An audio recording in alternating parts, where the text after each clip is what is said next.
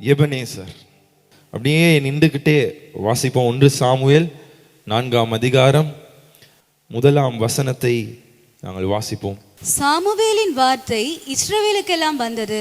இஸ்ரவேலர் பெலிஸ்தருக்கு விரோதமாய் யுத்தம் செய்ய புறப்பட்டு எபனேசருக்கு சமீபத்தில் பாளையம் இறங்கினார்கள். பெலிஸ்தரோ அப்பேகிலே பாளையம் இறங்கினார்கள். எந்த இடத்துக்கு அவங்க இறங்கினார்கள்? என்னது? எபனேசருக்கு. சரி, அடுத்த வசனம். பெலிஸ்தர் இஸ்ரவேலருக்கு விரோதமாய் அணிவகுத்து நின்றார்கள். யுத்தம் அதிகரித்து இஸ்ரவேலர் பெலிஸ்தருக்கு முன்பாக முறியடிக்கப்பட்டார்கள். அவர்கள் சேனையில் போர்க்களத்திலே ஏறக்குறைய 4000 பேர் வெட்டுண்டு போனார்கள். 4000 பேர் அவங்க வெட்டுண்டு போனாங்க. அப்புறம் 10வது வசனம். அப்பொழுது பெலிஸ்தர் யுத்தம் பண்ணினார்கள். இஸ்ரவேலர் முறிந்து அவரவர் தங்கள் கூடாரங்களுக்கு ஓடி போனார்கள். மகா பெரிய சங்காரம் உண்டாயிற்று. இஸ்ரவேலிலே 30,000 காலாட்கள் விழுந்தார்கள். ஓகே, யாரும் அமர்ந்து கொள்வோம் தேவனுடைய சமூகத்திலே. இப்பொழுது நாங்கள் வேதாகமத்தில் பார்க்கிறோம், இஸ்ரவேல் ஜனங்க அவங்க எபனேசர் என்கிறதான ஒரு இடத்துல இருக்கிறாங்க. அந்த எபனேசர் சொல்கிறதான இடத்துல பிலிஸ்தேயர்கள் அவர்கள் என்ன பண்றாங்கன்னா, இவங்க 4000 யுத்த வீரர்களை கொல்லுறாங்க. அப்படியே வசனம் சொல்லுகிறது 30,000 வீரர்களை கொல்லுறாங்க. இஸ்ரவேல் சரித்திரத்தில் இது ஒரு மிகவும் இருட்டான ஒரு தினமாக இருந்தது. அந்த எபனேசர் சொல்கிறதான ஸ்தானத்திலே அவர்களுடைய முக்கியமான 34,000 யுத்த வீரர்களை பெலிஸ்தர்கள் அவர்கள் கொன்று விட்டார்கள். அப்படியே பார்த்தோன்னா அந்த வசனத்துல சொல்லுது, அந்த உடன்படிக்கை பெட்டி, அதுதான் தேவனுடைய பிரசன்னம், தேவனுடைய மகிமை, அது இஸ்ரவேல் ஜனங்களோடு இருக்கிறதான அந்த பெட்டியை இந்த பிலிஸ்தேயர்கள் அவர்கள் எடுத்து போய்விட்டார்கள். உங்களுக்கு தெரியும், அந்த உடன்படிக்கை பெட்டியை தொட்ட என்னக்கும் செத்து போயிடுவாங்க. அந்த உடன்படிக்கை பெட்டி அவ்வளவு முக்கியமானது, தேவனுடைய பிரசன்னம் இருக்கிறதான இடம். ஆனால் இதை முதல் முறை அந்நியர்கள் எடுத்து போய்விட்டாங்க. அந்நிய ஜனங்கள் அவர்கள் அவங்களோட தேவாலயத்துக்கு இந்த உடன்படிக்கை பெட்டி, தேவனுடைய பிரசனத்தை எடுத்து கொண்டு போய்விட்டார்கள். அந்த நாட்களிலே ஏலி என்கிறதான ஆசாரியர், அவர் கேள்விப்படுறார், அவருடைய மகன்மார் அவங்க மரித்து போயிட்டாங்க. இதுல அவர் அதை கேள்விப்பட்டோன்னா அவருக்கு அதிர்ச்சியாவி அவர் பின்னால விழுந்து அவரது கழுத்து உடஞ்சி அவரும் செத்து போயிடுறாரு. அவருடைய மகன்கள் செத்துட்டாங்க, அவர் செத்துட்டாரு. இப்ப அவருடைய மருமகள் அவள் கர்ப்பமாக இருக்கிறார், அவ ஒரு குழந்தையை சுமந்து கொண்டிருக்கிறாரு. இப்ப அவங்க இதெல்லாம் கேள்விப்பட்டோன்னா அவங்களுக்கும் அது பிரஷர் ஆகி அவங்க அந்த குழந்தையை பெறுகிற நேரத்திலே அவங்களும் மரித்து போறாங்க. யோசிங்க, 34,000 ஜனங்க மரிச்சு போறாங்க, ஆசாரியர் மரித்து போறார், அவருடைய குமாரர்கள் மரித்து போகிறார்கள், அவருடைய மருமகள் மரித்து போகிறார். அந்த நேரத்தில் அந்த மருமக சொல்லுறா, இப்பொழுது வரப்போகிறதான இந்த குழந்தைக்கு நீ பேர் வை. என்ன பேர் வை? இக்கபோத் என்று பேர் வை. எல்லாரும் சொல்லுங்க இக்கபோத். ஏனென்றால் இக்கபோத் என்றால் தேவனுடைய மகிமை எங்களை விட்டு நீங்கி விட்டது. ஏன்னா இப்ப அவட வாழ்க்கையில தேவனுடைய மகிமை அவங்க கிட்ட இல்ல, தேவனுடைய பிரசன்னத்தை அவங்க எடுத்துட்டு போயிட்டாங்க.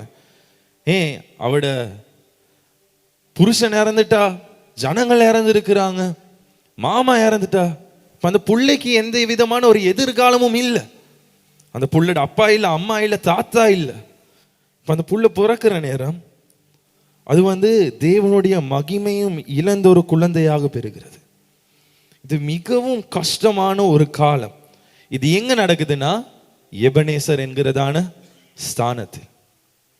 ஆனால் இந்த நேரத்தில் இஸ்ரவேல் சரித்திரத்திலேயே ஒரு கஷ்டமான ஒரு கருப்பு தினம் அன்று, ஒரு எதிர்பார்ப்பு இல்லாமல் இருக்கிற நேரத்தில் அதே புஸ்தகம் இப்ப நாங்க வாசிச்சது 4வது அதிகாரம் 7வது அதிகாரத்தில் 10வது வசனத்தில் நாங்கள் பார்க்கிறோம்.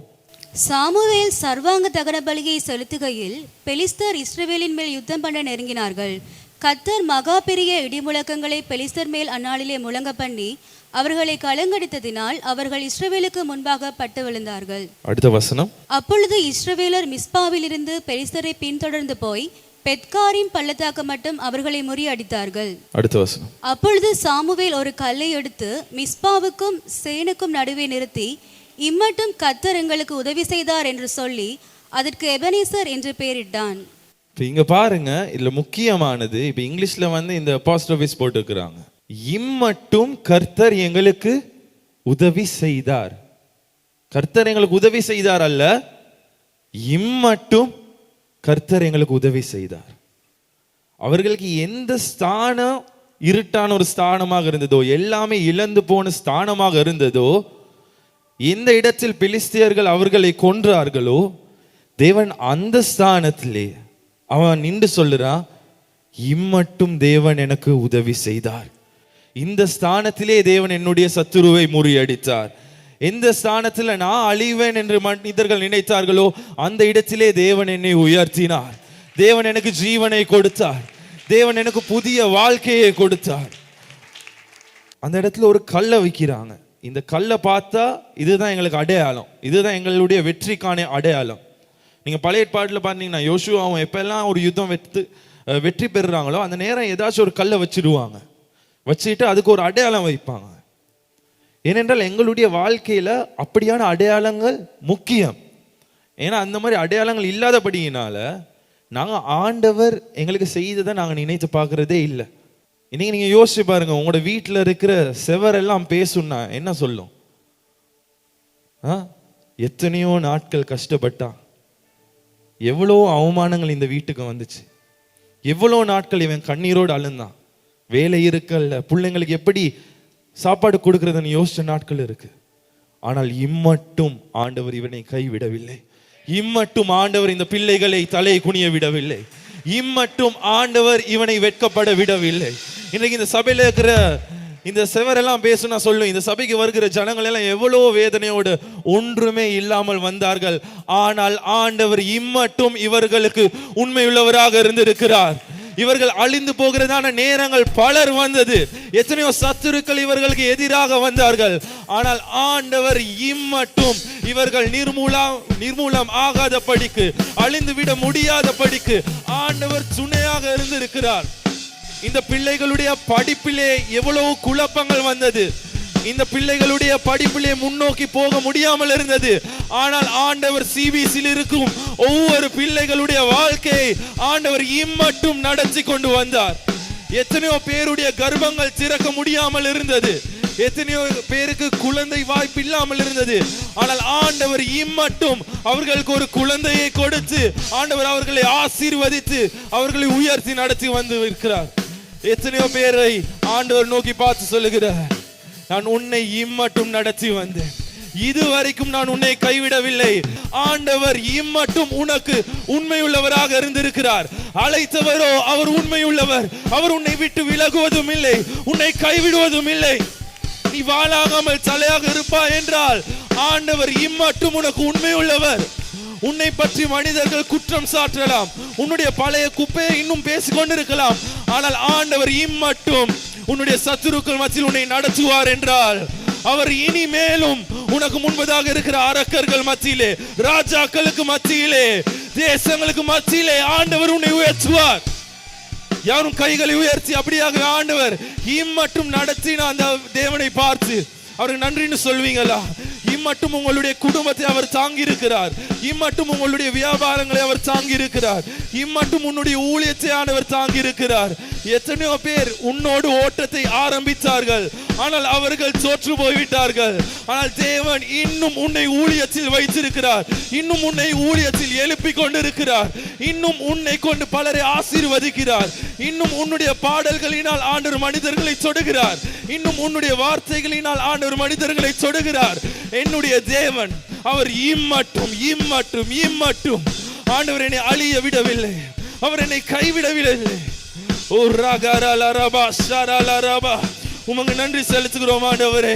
என்னுடைய குடும்பத்துக்கு விரோதமாக எவ்வளோ மனிதர்கள் எழுந்தார்கள், ஆனால் நாங்கள் அழியாமல் இன்றும் நிற்போம் என்றால் அது எபனேசர் என்கிற தேவனினால் மாத்திரமே. ஓ ரிகரலரபா, என்னுடைய திருமணம் அது காக்கப்பட்டிருக்கிறது என்றால், என்னுடைய குடும்பம் காக்கப்பட்டிருக்கிறது என்றால் தேவன் இம்மட்டும் எனக்கு உண்மை உள்ளவராக இருக்கிறார். தேவன் இம்மட்டும் என்னை உண்மை உள்ளவராக இருக்கிறார். ஹல்லேலூயா. அமர்ந்து கொள்வோம்.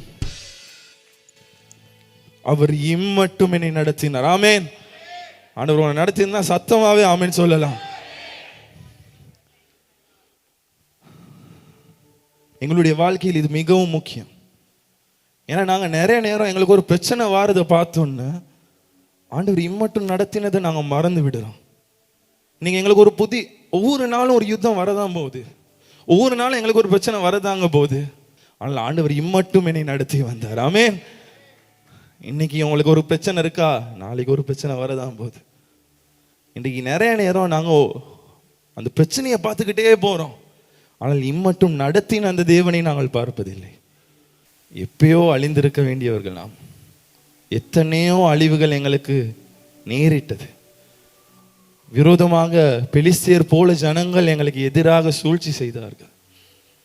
எத்தனையோ பேர் எங்களுடைய வாழ்க்கையில் நாங்கள் தரையை தொடுவோம் என்று நினைத்தார்கள். ஆனாலும் ஆண்டவர் இம்மட்டும் எனக்கு உண்மையுள்ளவராக இருந்திருக்கிறார். இம்மட்டும் ஆண்டவர் என்னை நடத்தி வந்திருக்கிறார். இம்மட்டும் என்னை அவர் தாங்கி வந்திருக்கிறாரு. இன்னுமே ஆண்டவர் என்னை பத்திரமா தான் பார்த்துக்கொள்றாரு. உங்களுக்கு தெரியுமா, உங்க முதுகு பின்னுக்கு பேசுறவங்க 1000, இன்னைக்கு முதுகு பின்னுக்கு இல்லை, பக்கத்துல இருந்து பேசுறவங்களே 10,000 இருப்பாங்க. ஏன்னா அநேக நேரம் இன்னைக்கு சத்துருவை விட நண்பனாய் இருந்து சத்துருவாக மாறுகிறவர்கள் பலர், துரோகி செய்கிறவர்கள் பலர். உங்களை குறித்து போன்ல இந்த பாடுறா இவன் இப்படியெல்லாம் செஞ்சிருக்கிறான்னு சொல்லலாம். உனக்கு தெரியுமா, இன்னைக்கு அதெல்லாம் கேள்விப்படுற நேரம் மனசுல என்ன மனுஷங்களை நம்புறோம் இல்ல. ஆண்டவர் என்ன சொல்றாரு, உன் சத்துரு மத்தியில தான் உனக்கு பந்தி ஆயத்தப்படுத்து. இவர்கள் இருக்கத்தக்கதாகத்தான் உன்னை நான் எண்ணெயினால் அபிஷேகம் பண்ணுவேன். இன்றைக்கு மற்றவங்க என்ன செய்தாலும் எனக்கு பிரச்சனை இல்லை. துரோகிகளாக மாறலாம், எனக்கு கல் வீசலாம், எனக்கு ஒன்றே ஒன்று தெரியும், என்னது, இம்மட்டும் என் கூட இருந்த தேவன், அவர் என்னை ஒரு நாளும் அவர் கைவிட வந்தவர். இன்னைக்கு உன்னுடைய வாழ்க்கையிலும் அவர் இம்மட்டும் உன்னை நடத்துகிறவராக இருக்கிறார். எப்பயோ முடிய வேண்டிய கதையை இன்னும் அவர் தொடர் கதையாக வைத்திருக்கிறார். யோசிங்க, நீங்க குடிச்ச குடிக்கு நீங்க மூச்சு எடுக்கிறதே பெரிய விஷயம். இருந்த பழக்க வழக்கங்களுக்கு, செஞ்ச காரியங்களுக்கு ஆண்டவர் இன்னும் எங்களை உயிரோட வச்சிருக்கிறதே பெரிய விஷயம். ஆனால் இம்மட்டும் அவர் எங்களை தாங்கி நடத்துகிறார். நான் ஏன் இவ்வளோ சொல்றேன்னு நினைங்க, இது ரொம்ப முக்கியம் எங்களோட வாழ்க்கையில. இம்மட்டும் தேவன் தாங்குறது அது பெரிய விஷயம். மனுஷங்க சில நேரம் தாங்குவாங்க, கொஞ்சம் காலத்துக்கு தாங்குவாங்க. உனக்கிட்ட ஒண்ணுமே இல்லையா, பணம் இல்லையா, கொஞ்சம் நாளுக்கு அவன் கொடுப்பான், கொடுத்துக்கிட்டே இருக்க முடியுமா? ஆண்டவர் மாத்திரம்தான் பிறந்த நாள்ல இருந்து இதுவரை என்னை இம்மட்டும் தாங்கி, என்னை சுமந்து, என்னை உயர்த்தி, என்னை அழகு பார்த்து எனக்கு எல்லாமே தந்தது. பாருங்க, இந்த இடத்துல எபனேசர் சொல்கிறதான இடம் தோல்வியின் இடம். இஸ்ரவேல் 34,000 பேர் இறந்துட்டாங்க. அவங்களோட முக்கியமான வீரர்களை இழந்த இடம், தகப்பனை இழந்த இடம், மகனை இழந்த இடம், அம்மாவை இழந்த இடம் அது. ஆனால் ஆண்டவர் அந்த இடம் எது உன்னுடைய வாழ்க்கையில் பெரிதான தோல்வி என்று நீ நினைக்கிறாயோ, அந்த இடத்தை ஆண்டவர் உன்னுடைய வாழ்க்கையில் பெரிதான ஜெயமாக அவர் மாற்றுவார். அவர் மாற்றி இருக்கிறார். அது எபனேசர் சொல்கிற அந்த இடம் தேவனுடைய மகிமை அவர்கள் இழந்த இடம், தேவனை இழந்த இடம். ஆனால் இப்பொழுது எபனேசர் எந்த இடம்? தேவன் எனக்கு உதவி செய்த இடம் தான் அந்த எபனேசர். உன்னுடைய வாழ்க்கையில எந்த இடத்துல நீ தேவனுடைய மகிமை இழந்திருக்கிறாயோ, தேவன் சொல்லுற அந்த இடத்துக்கு நான் வாரேன் உனக்கு உதவி செய்யறதுக்கு. சாமுவேல் சொல்லுகிறான், இந்த இடத்தில் இருந்து இனிமேல நீ எப்பெல்லாம் இந்த கல்லை பார்க்கிறாயோ ஒரு ஞாபகம் வச்சுக்கோ. எப்பெல்லாம் உங்களோட வீடுகளை பார்க்குறீங்களோ ஞாபகம் வச்சுக்கோங்க. எப்பெல்லாம் உங்களோட கபடை திறந்து உடுப்பு பார்க்குறீங்களோ ஞாபகம் வச்சுக்கொள்ளுங்க. எதுவுமே உடுக்கிறதுக்கே உடுப்பு இல்லாதவர்களுக்கு ஆண்டவர் கபடா நிறையறதுக்கு, விதவிதமா வாங்குறதுக்கு, இதெல்லாம் பார்க்குற நேரத்தில் எங்களுக்கு ஒண்ணே தான், இதுவரை ஆண்டவர் எங்களை நடத்தி வந்திருக்கிறார், இதுவரை எனக்கு எல்லாமே செய்திருக்கிறார். இதுதான் உங்களோட சாட்சியாக இருக்கணும். இதுதான் உங்களோட சாட்சியாக இருக்கணும். நாளை நாள் என்ன நடக்க போதோ அது தேவையில்லை. இதுவரைக்கும் தேவன் செய்ததே உங்களுடைய சாட்சி. இப்ப இந்த இடத்துல பாருங்க, பிலிஸ்தியர்கள் என்ன பண்ணாங்கன்னா அந்த உடன்படிக்கை பெட்டியை அவங்க எடுத்து போயிட்டாங்க. தேவன் அந்த பிரசன்னத்தை இஸ்ரவேல் ஜனங்களே அதை தொட முடியாது, தொட்டா செத்துருவாங்க. ஆனா இவர்கள் அந்நியர் ஆகிய இவர்கள் அந்த பெட்டியை எடுத்து போயிட்டு அவர்களுடைய ஆலயத்துல வச்சுட்டாங்க. ஆலயத்துல அவங்களுடைய தேவன் பக்கத்துல அவங்க வச்சுட்டாங்க. இன்னைக்கு சில நேரம் இப்போ இது ஒரு மற்ற கடவுள் ஒருத்தர்னா அவங்களுக்கு உதவி தேவை. ஏன் அந்த சிலை உடஞ்சிரும், சிலை ஏதாச்சும் ஆயிரும், அவங்க சிலையை தான் நம்புவாங்க. ஆனால் எங்களுடைய தேவனுக்கு அவரை பாதுகாக்க எந்த மனிதனும் தேவையில்லை. ஆமே தேவன் ஐயோ எங்கட தேவனை களவெடுத்து போயிட்டாங்களா? இல்லை, தேவனை எடுத்தா அவனுக்கு தான் பிரச்சனை. இன்னைக்கு தேவனுடைய பிள்ளைகளோடு ஒரு பிரச்சனை இருக்குன்னா அது தேவனோடு இருக்கிறதான பிரச்சனை. அந்த இடத்துல பார்க்கிறோம், அவர்கள் உடைய கடவுளாகி அந்த தேகோன் பக்கத்துல இந்த உடன்படிக்கை பெட்டியை வச்சோன்னா அடுத்த நாள் காலையில அவங்க எளிமை வந்து பார்க்குறாங்க, தேவனுடைய உடன்படிக்கை பெட்டி அப்படியே இருக்கு. ஆனால் அந்த தேகோன் உடைய சிலை அது கீழே விழுந்து நொறுங்கி இருக்கிறது. அப்ப இவங்க பார்க்கறாங்க, ஐயோ என்னடா இது ஆயிருச்சு, எங்க கடவுள் கீழே விழுந்து நொறுங்கி இருக்கிறாரு. அதற்கு பின்பு வாதைகளும் நோய்களும் பிலிஸ்தேர் மத்தியிலே தேவன் அனுப்பினார். தவளை வந்துச்சு, கொசு வந்துச்சு, எல்லாம் வந்துச்சு. தேவன் சில தவளைகளை கூட அனுப்புவார், சில கொசுவை கூட அனுப்பி சத்துருவை குழப்புவார். அவங்க பார்த்தாங்க இதை எங்களுக்கு வச்சிருக்க முடியாது, இந்த தேவனை எங்களால வச்சிருக்க முடியாதுன்னு அவர்கள் என்ன பண்ணுறாங்கன்னா அவங்க 2 மாடு எடுக்கிறாங்க. 7வது அதிகாரத்துல அது சொல்லப்படுகிறது. அவங்க 2 மாடு எடுத்து அதுல உடன்படிக்கை பெட்டியை வைக்கிறாங்க. இப்போ 2 மாடு இருக்குன்னா அதை ஓட்டுறதுக்கு ஒருத்தர் வேணும், ஆனா அதுக்கு ஓட்டுறதுக்கு யாரும் இல்லை. 2 மாடை வைக்கிறாங்க, உடன்படிக்கை பெட்டி அப்படியே வைக்கிறாங்க, வச்சுட்டு அப்படியே அதை அனுப்புறாங்க. இப்ப உடன்படிக்கை பெட்டியை ஒரு 2 மாடை வச்சு உடன்படிக்கை பெட்டி அனுப்புறாங்க. அந்த பெட்டி எங்க சரி போகலாம், ஆனா அந்த உடன்படிக்கை பெட்டி அந்த தேவனுடைய பிரசனம், தேவன் எங்க போறாருன்னா அவர் மறுபடியும் அந்த இஸ்ரவேல் ஜனங்களிடத்தில் போறார். இது மிகவும் அற்புதமான ஒரு காட்சி. யோசிங்க, ஒரு 2 மாடு உடன்படிக்கை பெட்டி அதை வச்சு அது எங்கேயோ போகலாம், சரியாக அது அந்த இஸ்ரவேல் ஜனங்களிடத்துக்கு போகுது. அதை அந்த ஜனங்க தூரத்துல இருந்து பார்க்குறாங்க. இந்த தேவனுடைய பிரசன்னம் மறுபடியும் அவர்கள் இடத்தில் வருகிறது.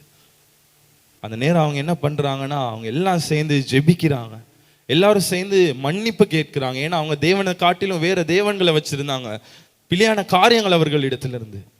அவங்க சொல்றாங்க, ஆண்டவரே மன்னிங்க, எங்களோட வாழ்க்கையில் நாங்கள் எங்களோட பழைய வாழ்க்கையில் எங்களோட குப்பையான காரியங்கள் இருந்து நாங்கள் விலகுறோம், எங்களுக்கு நீர் வேண்டும். இன்றைக்கு எங்களோட வாழ்க்கையில் என்னன்னா சில நேரம் தேவனுடைய பிரசன்னத்தை நாங்கள் இழந்து விட்டோம். தேவன் எங்ககிட்ட இல்லை, கடவுள் எங்ககிட்ட இல்லை.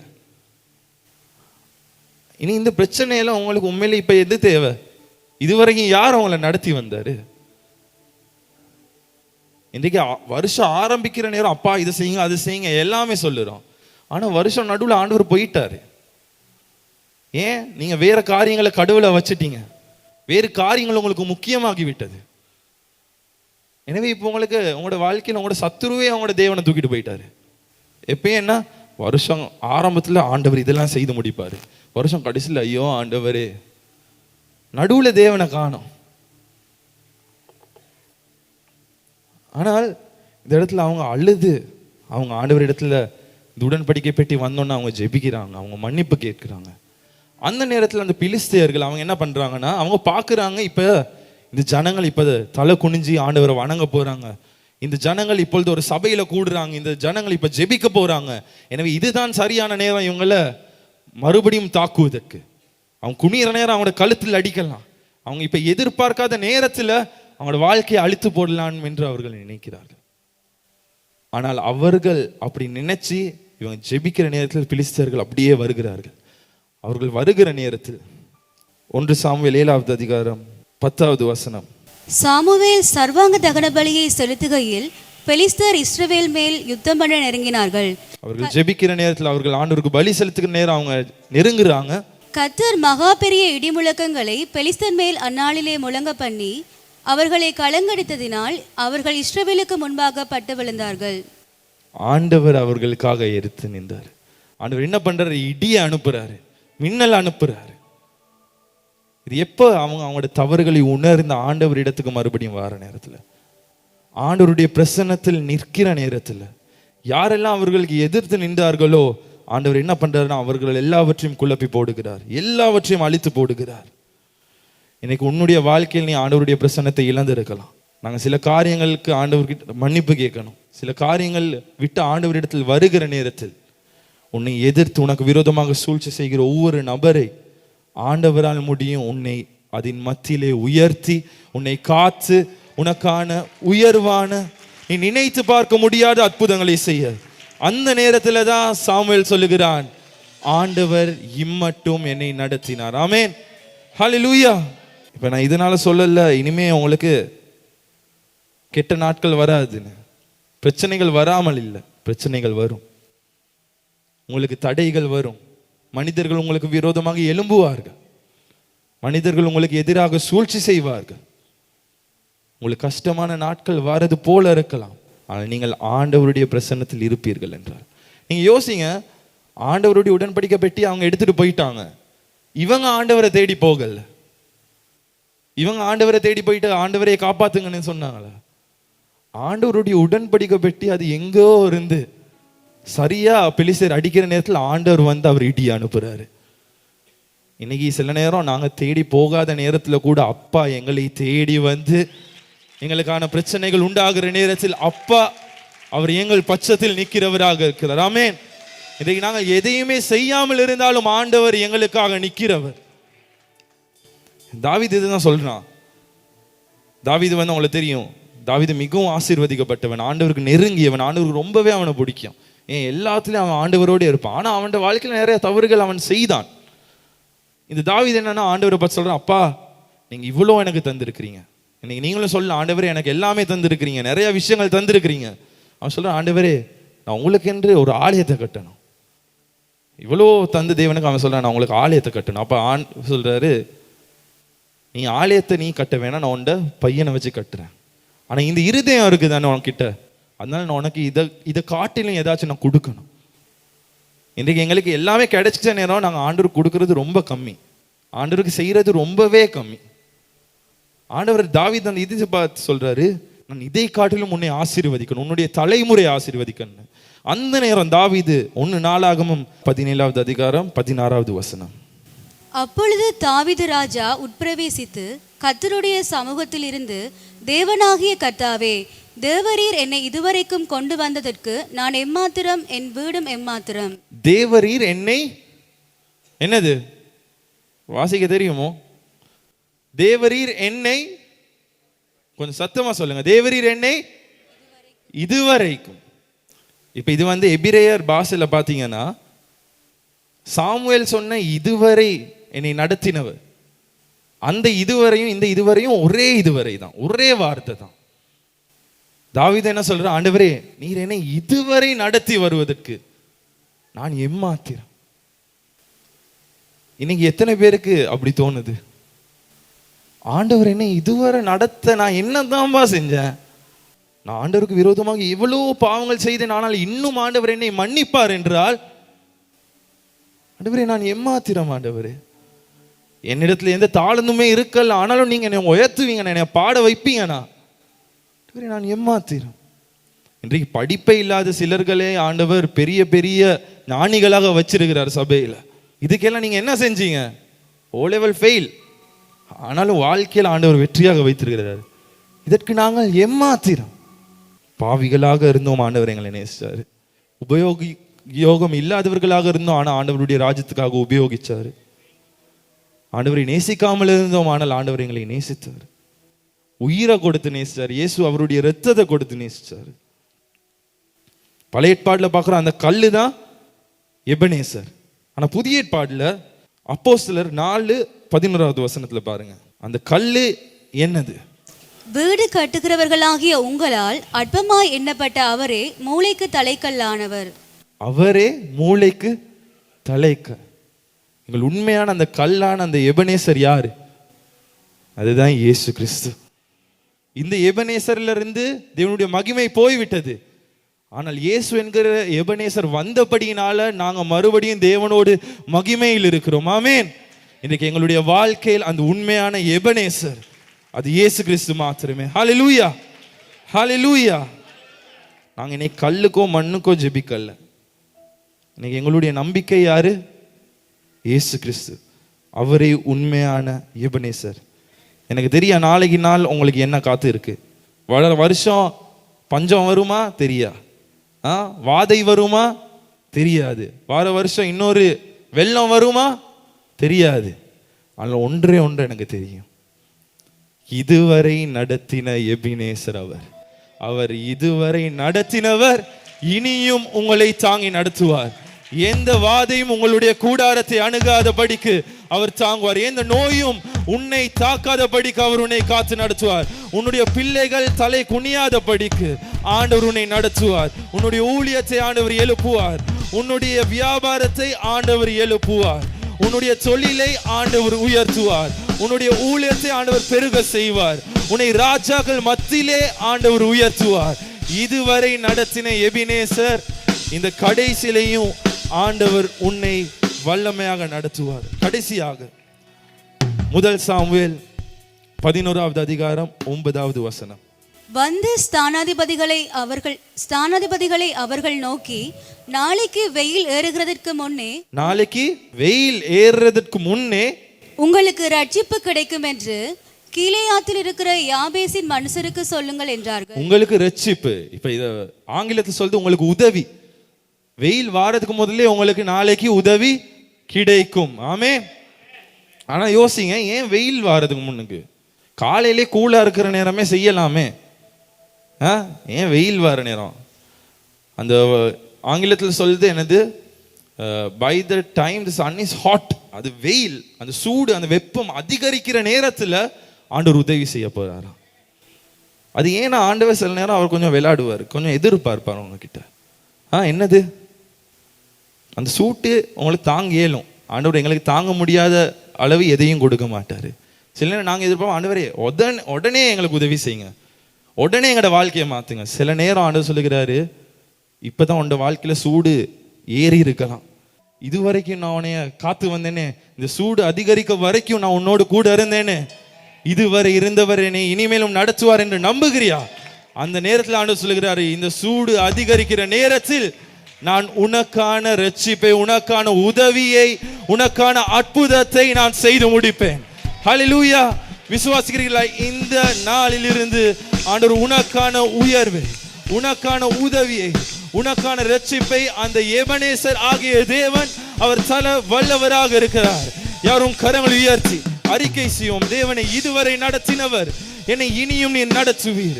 இதுவரை என்னை தாங்கியவர் நீர், என்னை இனிமே நீ தள்ளாட விட மாட்டீர் ஆண்டவரே. என்னுடைய ஊழியத்தை இதுவரை நீங்க பார்த்து கொண்டீங்கப்பா. ஊழியத்தினால் ஆண்டவரே இந்த ஊழியத்தை வெறுத்து போக விடல, இந்த ஊழியத்தை உடைய விடல ஆண்டவரே. நிறைய பேர் என்னோட ஊழியத்தை ஆரம்பிச்சாங்க, ஆனால் இப்பொழுது அவர்கள் இல்லை.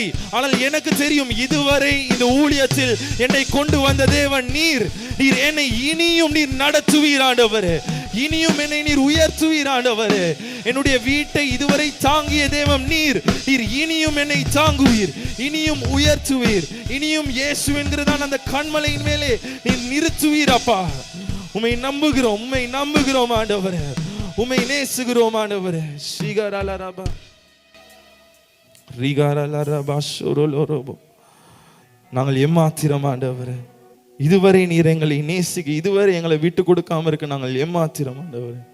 எத்தனை பேருக்கு முடியும் இந்த நாள் ஆண்டவர் உங்களை கொண்டு வந்த எல்லா பாதையும் எல்லாத்தையும் நினைச்சு பாருங்க ஒரு நிமிஷம். அந்த நேரம் எங்களுக்கு தேவை. இதுவரை ஆண்டவர் செய்ததை நினைச்சு பாருங்க. இதுவரை நீங்க எவ்வளவு அழுதீங்க, இந்த வருஷம் எவ்வளவு காரியங்களை எதிர்பார்த்தீங்க. இன்னைக்கு எதிர்பார்த்தது எல்லாமே உங்களிடத்தில் தேவன் கொடுத்திருக்கிறார். நம்பிக்கை இழந்து விடாதீங்க. புதிய வருடம் அல்ல, இந்த நாளில் இருந்து தேவனால் முடியும் உங்களுடைய வாழ்க்கையை ஆசீர்வதிக்க. இதுவரை அவர் நடத்துவார் என்றால் இந்த வருஷம் முடிகிற நேரத்தில் ஏதோ ஒரு வெறுமையான இடத்தில் நீங்கள் முடிக்க மாட்டீர்கள். ஆண்டவர் சொல்லுகிறார், உன்னை நிறைவாக நான் முடிக்க வைப்பேன். ஆரம்பம் அற்பமாக இருக்கலாம், ஆனால் உன்னுடைய முடிவு அது சம்பூர்ணமாக இருக்கும்.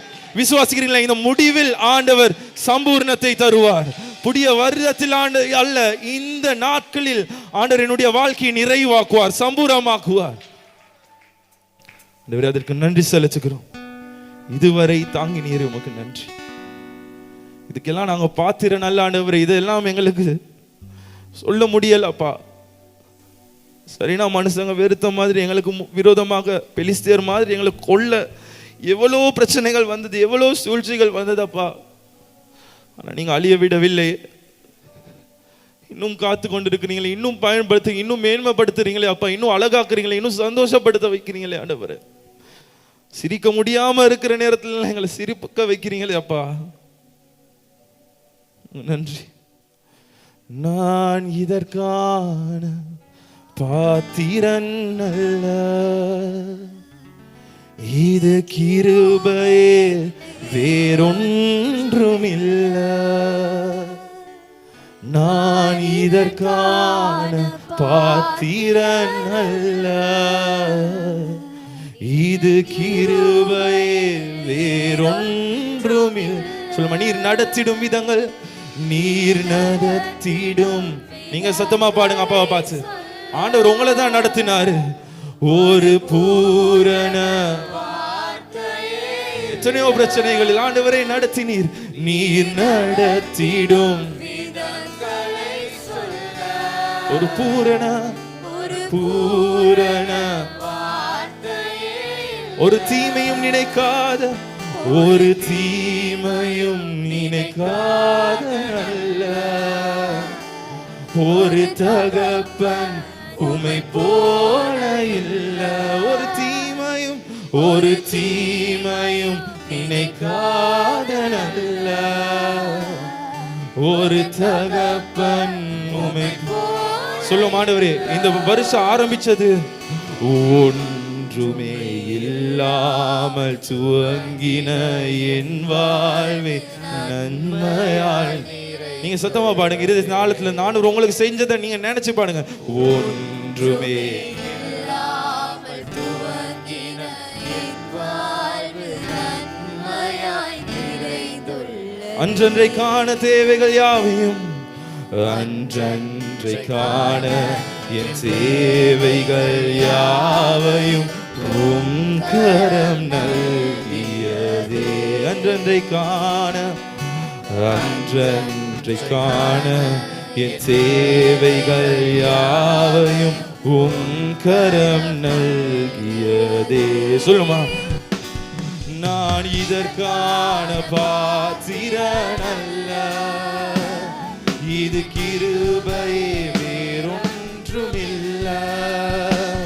நான் இதற்கான பாத்திரன் அல்ல, இது கிருபையே. யாரும் கரங்களை உயர்த்தி அந்த எபனேசரை பார்த்து 24 எபினேசரே எபினேசரே இந்நாள் வரை சுமந்தவரே.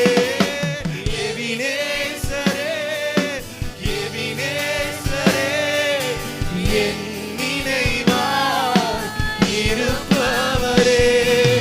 நன்றி நன்றி நன்றி, இதயத்து சுமந்தீரே நன்றி. உமக்கு நன்றி ஆண்டவரே. நன்றி நன்றி நன்றி, ஒரு கரு போல சுமந்தீரே நன்றி. ஒன்றுமே இல்லாமல் இருந்தோம், அவருடைய கரம் மாத்திரமே நம்மோடு கூட இருந்தது. கூடவே இருப்பேன் என்று சொன்னவர்கள் விலகி போனாலும் கூட எங்கேயோ இருந்து நமக்காக இறங்கி வந்து இன்று வரை நம்மை பாதுகாத்தார். விலகாதவரை நம்பாமல் விலகி போகலை நம்பினோம். ஆனாலும் அவர் விலகாமல் இருந்து இதுவரை வழி நடத்துகிறார். எங்கள் வாழ்க்கையை, கடந்த வாழ்க்கையை கொஞ்சம் திரும்பி பார்ப்போம். எத்தனை நன்மைகள் நமக்கு செய்திருக்கா. அவருடைய கரம் மாத்திரம் நம்மோடு இருந்தது. உண்மையிலே அவர் எபனேசர் தான். இந்த அளவு தூரம் வர்றதுக்கு எங்களால முடியாது. அவர் நம்மை தூக்கி சுமந்து வந்தார். அவர் குனிந்து தூக்கி நம்மை சுமந்து வந்தார். அவருக்கே மகிமை. ஆமென் ஆமென். இதுவரை அவர் வழி நடத்தினார். அவர் நம்மை வழி நடத்திய விதம் அற்புதமாக இருந்தது. வேதம் சொல்லுது, அவர் நம்மை அதிசயமாய் வழி நடத்தி வந்தார். அவர் அதிசயமாய் வழி நடத்தி வந்தார். அற்புதமாய் வழிநடத்தி வந்தார். எங்கள் வாழ்க்கையில் நம்ம இப்போ இருக்க இடத்துல இப்போ இருக்க பிரச்சனை தான் பெருசாக விளங்கும். ஆனால் திரும்பி பார்க்க இடத்துல ஒவ்வொரு டைமும் முடியாதுன்னு இருந்துப்போம்.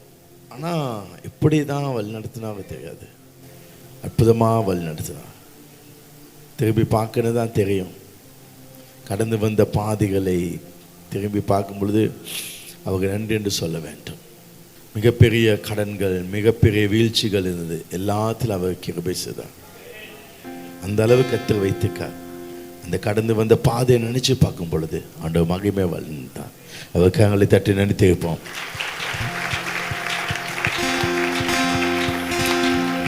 இந்த செய்தியிலே ஆண்டவர் கடைசியா ஒரு தீர்க்கதரிசன வார்த்தை உங்களுக்கு கொடுத்திருக்கார். அந்த வாசனை என்னன்னா 1 சாமுவேல் 11:9. அதில் பாங்கள் வாசிங்கள், வந்த ஸ்தானாதிபதிகளை அவர்கள் நோக்கி நாளைக்கு எப்ப நாளைக்கு எப்ப எத்தனாம் தேதி என்ன மாசம் அப்ப எழுதி கொள்ளுங்க. ஆங்கிலத்திலும் நான் டக்குன்னு கொஞ்சம் மொழிபெயர்ப்பு பைபிளை ஈப்ரு பைபிளுக்கு போய் பார்க்கறதுல அது எனக்கு நாளைக்கு வெயில் ஏறதுக்கு முன்னே, ஆங்கிலத்தில் இருக்கு அது சூடான ஒன்று, பகல் சூடான பகல் நல்ல சூடான டைம் 12 மணிக்கு 2 மணிக்கு இடையில. அப்ப நாளைக்கு 12 மணிக்கு 2 மணிக்கு இடையில ஆமென்னு சொல்லுங்க.